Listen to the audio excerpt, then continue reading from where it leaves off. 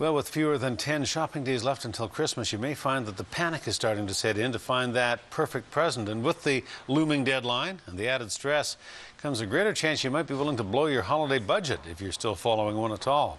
A new Statistics Canada survey says a record number of us are going into debt and digging a hole that is difficult to get out of. CTV's Louise Hartland joins us now live with some advice on how to stay on track. Louise. Hudson, if you're finding it hard to stay on track, you're not alone. But credit counselors say it's not too late to change that. The stores are bustling with holiday shoppers on a mission to spend.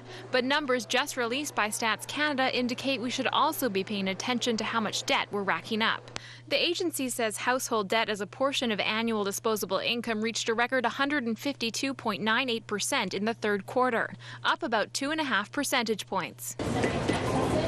The Bank of Canada says 1 in 10 Canadians is in a vulnerable financial position, meaning it's taking more than 40% of their income to pay down debt. And more people in BC are turning for help. So people who are struggling with debt, that number continues to rise.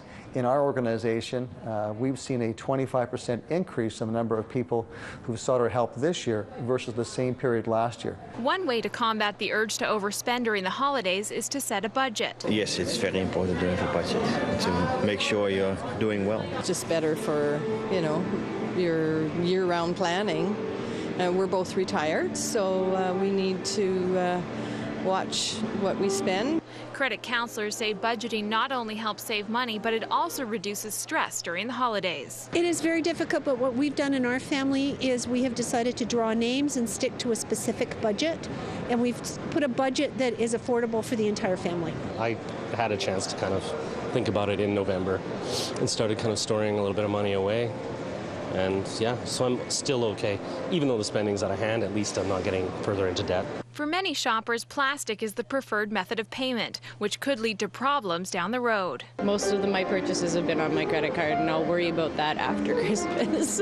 If you do get into trouble, you can get back on track. Whether it be a debt consolidation loan or just putting our credit cards on ice, literally, and going old school and paying for things with cash as opposed to credit. Solutions that could lead to a much happier new year.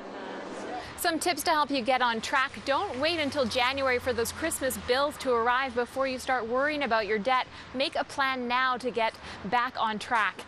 And if you need help, don't be afraid to ask your financial institution or other organizations such as the Credit Counseling Society at nomoredebts.org. Hudson. And you know, Louise, that's good advice about setting a budget and paying cash, because it feels like you're actually spending money when you do that, doesn't it? It does, and you really start to notice when that wallet is getting a little thinner. Yeah, you know when it runs out. All right, Louise Hartland, thank you. You're welcome.